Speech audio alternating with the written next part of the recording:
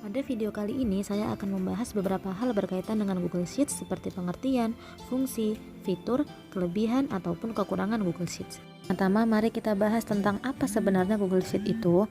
Google Sheet adalah sebuah software berbasis web yang dikembangkan oleh Google untuk membuat tabel, perhitungan sederhana, ataupun pengolahan data. Program ini diperkenalkan sejak 14 tahun lalu sebagai alternatif selain Microsoft Excel untuk membantu menyelesaikan tugas yang berhubungan dengan angka, grafik, hingga beragam data secara tepat dan efisien. Pengguna dapat mengaksesnya secara online melalui beragam browser seperti Google Chrome, Mozilla Firefox, Internet Explorer, dan lain sebagainya. Kedua, apa sih fungsi Google Sheets ini? Google Sheets memiliki fungsi sama dengan Microsoft Excel yang mana dapat digunakan untuk mengolah data, mengurutkan data, serta memanipulasi data dalam bentuk tabel.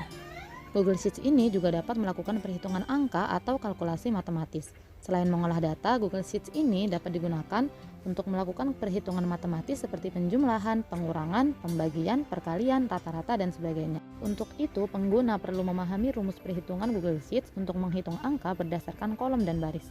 Manfaat lain dari Google Sheets ini adalah pengguna dapat membuat grafik ataupun diagram dari data yang telah dibuat.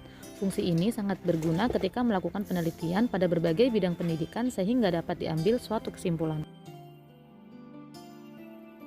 Google Sheets menghadirkan beragam fitur yang tentunya sangat membantu pengguna dalam membuat dokumen spreadsheet. Di antaranya beberapa fitur unggulan berikut ini. Yang pertama ada kolaborasi bersama tim atau pengguna lain. Google Sheets memungkinkan pengguna untuk melakukan kolaborasi bersama pengguna lain. Hal ini dapat dilakukan dengan menambahkan email atau anggota melalui fitur bagikan yang ada di pojok kanan atas. Kedua, terdapat riwayat revisi. Pengguna dapat melihat revisi setiap penambahan maupun pengurangan dari dokumen yang telah dibuat.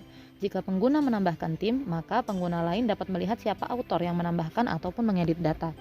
Yang ketiga, melakukan editing secara real-time. Google Sheets merupakan program spreadsheet yang berbasis dokumen, maka setiap perubahan dilakukan secara real-time tanpa harus menyimpan dokumen secara manual. Keempat, ada integrasi dengan Google Forms. Jika pengguna ingin membuat survei melalui Google Forms, maka hasilnya secara otomatis tersimpan dalam format XLS Google Sheets. Google Sheets ini memiliki beberapa kelebihan dari program lain. Di antaranya yang pertama, Google Sheets ini gratis. Pengguna dapat menggunakan Google Sheets secara gratis tanpa perlu melakukan instalasi dengan akses lain. Yang kedua, Google Sheets ini dapat diakses dari manapun dan kapanpun. Pengguna dapat membuka dan mengedit dokumen dari manapun dan kapanpun asalkan perangkat terhubung dengan internet. Kelebihan lain dari Google Sheets ini adalah kapasitas penyimpanan cukup besar. Google Sheets ini menggunakan penyimpanan cloud Google Drive dengan kapasitas Google Drive 15 GB tentunya sudah lebih dari cukup jika hanya digunakan untuk menyimpan dokumen. Google Sheets ini juga memiliki tingkat keamanan yang baik. Tanpa persetujuan dari akses pengguna, dokumen tidak dapat diakses oleh pengguna lain. Selain itu, Google Sheets juga support pada beragam browser. Bisa diakses di beragam browser populer seperti Chrome, Internet Explorer, dan lain sebagainya. Selain memiliki kelebihan, tentunya Google Sheets ini juga memiliki beberapa kekurangan. Di antaranya yang pertama adalah kurangnya fitur profesional. Untuk fitur yang lebih profesional, Microsoft Excel masih menjadi yang terbaik. Yang kedua, Google Sheets ini belum menyediakan versi desktop seperti Windows, Mac, ataupun Linux, dan hanya tersedia dalam versi web. Oke, mungkin hanya itu saja yang dapat saya sampaikan pada video kali ini. Semoga yang sedikit ini dapat bermanfaat untuk kita semua. Sampai jumpa di video selanjutnya.